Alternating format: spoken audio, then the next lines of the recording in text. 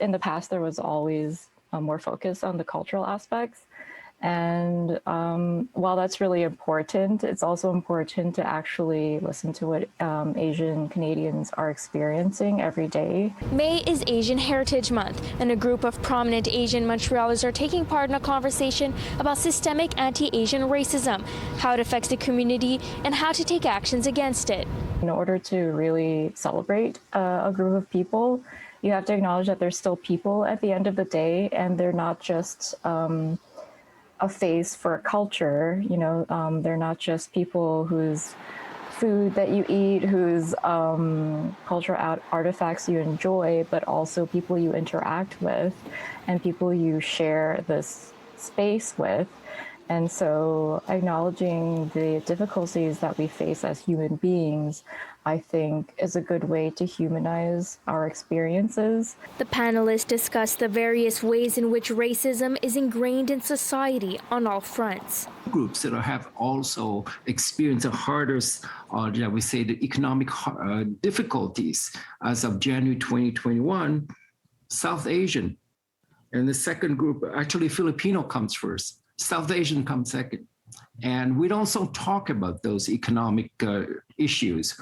Why is that we don't talk about it? Because we don't conceptualize racism in systemic terms. Situations in which the employer treated me this way, and afterwards, once again, they said, oh, but I didn't mean it. Okay? That's not the test for racism. The test is, was there an impact upon the survivor? Was there an impact upon the person affected? This is why it's so important to have people of color, racialized community in decision-making spots. And when we talk about decision-making, spots, right? We're talking about something as easy as what we call employment equity, okay? Because, and I bring this forward a little bit to what has happened to Chinatown, right? Why is it in such a bad state that it is now? Well, then the question becomes, who are the decision makers? Who are the people making the decisions and policies on Chinatown? I see in many ways, like an Asian Heritage Month, perhaps it's better than not having one, but it also feeds into tokenism.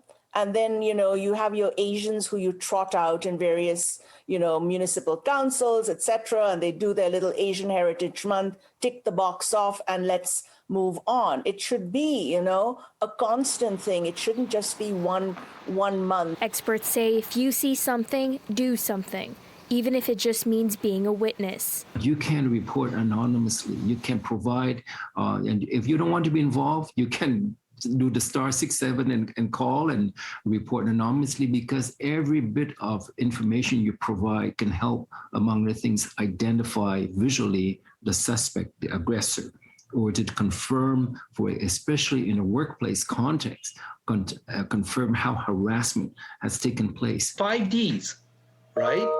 You document, you delay, delegate, distract, and a direct approach. In Montreal, Brittany Henriques, City News.